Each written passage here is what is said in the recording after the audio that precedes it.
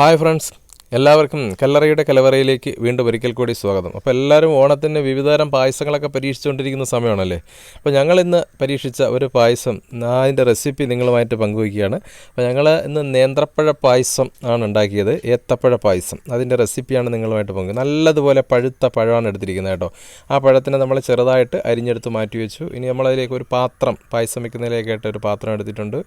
അതിലേക്ക് നമ്മൾ ഒരു സ്പൂൺ നെയ്യ് ഇട്ടിട്ടുണ്ട്. ആ നെയ്യ് ചൂടായി വന്നപ്പോൾ നമ്മൾ അരിഞ്ഞ് വെച്ചിരുന്ന നേന്ത്രപ്പഴം അതിലേക്ക് ഇട്ട് കൊടുക്കുകയാണ്. ഇട്ടിട്ട് നമ്മൾ ഈ പഴം ഈ നെയ്യിൽ വരട്ടി എടുക്കുകയാണ്. നമ്മൾ സാധാരണ പലയിടത്തും കണ്ടിട്ടുണ്ട് ഏത്തപ്പഴ പായസം, നേന്ത്രപ്പഴ പായസമൊക്കെ നമ്മൾ മിക്സിയിൽ അടിച്ചൊക്കെ വയ്ക്കുന്നത്. അതിന് നിന്നൊക്കെ വ്യത്യസ്തമായിട്ട് നമുക്ക് ഇതുപോലെ ഒന്ന് വെച്ച് നോക്കാം. ആ പീസൊക്കെ നമുക്ക് കിട്ടും. അപ്പോൾ അടപ്പായസം കുടിക്കുന്ന പോലെ ഒരു ടേസ്റ്റ് കിട്ടും നമുക്ക്. അപ്പോൾ നല്ലതുപോലെ അത് വരണ്ട് വരണം. ഈ ഒരു പരുവം ആവുന്ന സമയം വരെ നമ്മൾ വെയിറ്റ് ചെയ്യണം.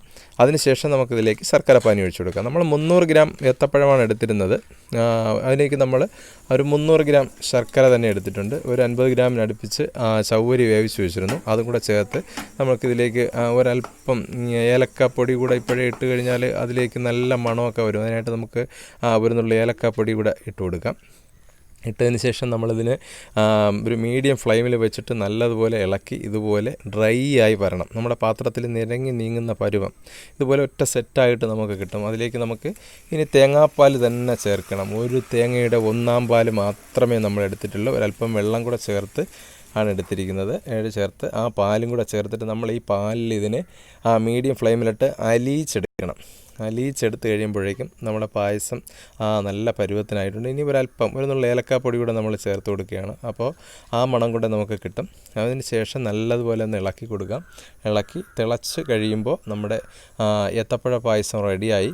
അപ്പോൾ ഇതിലേക്ക് നമുക്ക് ഇനി അണ്ടിപ്പരിപ്പ്, മുന്തിരി ഒക്കെ നെയ്യിൽ വറുത്തിടാം. പിന്നെ തേങ്ങ വേണമെങ്കിൽ വറുത്തിടാം. ഇങ്ങനെ അതെല്ലാം നിങ്ങളുടെ അഭിരുചിക്ക് അനുസരിച്ചാണ്. അപ്പോൾ വളരെ സ്വാദിഷ്ടമായി നമ്മളെ ഒരു വ്യത്യസ്തമായ രീതിയിൽ, അതായത് നമുക്ക് പായസത്തോടൊപ്പം തന്നെ അടപ്പായസമൊക്കെ കുടിക്കുന്ന അതേ ഒരു രീതിക്ക് തന്നെ ഈ പായസം നിങ്ങൾക്ക് കുടിക്കാൻ പറ്റും. വളരെ സിമ്പിളാണ്, വളരെ പെട്ടെന്ന് തന്നെ ഉണ്ടാക്കിയെടുക്കാൻ പറ്റുന്ന ഒരു പായസമാണ്. അപ്പോൾ നിങ്ങളെല്ലാവരും ഈ ഒരു റെസിപ്പി ഒന്ന് ട്രൈ ചെയ്ത് നോക്കണം. നല്ല റിസൾട്ടായിരിക്കണം. പിന്നെ നല്ലതുപോലെ പഴുത്ത പഴം തന്നെ എടുക്കണം കേട്ടോ. എങ്കിലാണ് ഇതിൻ്റെ യഥാർത്ഥ ഒരു ടേസ്റ്റ് കിട്ടുന്നത്. മിക്സിയിൽ അടിക്കാനൊന്നും നിൽക്കേണ്ട, ഇതുപോലെ തന്നെ ചെയ്യണം.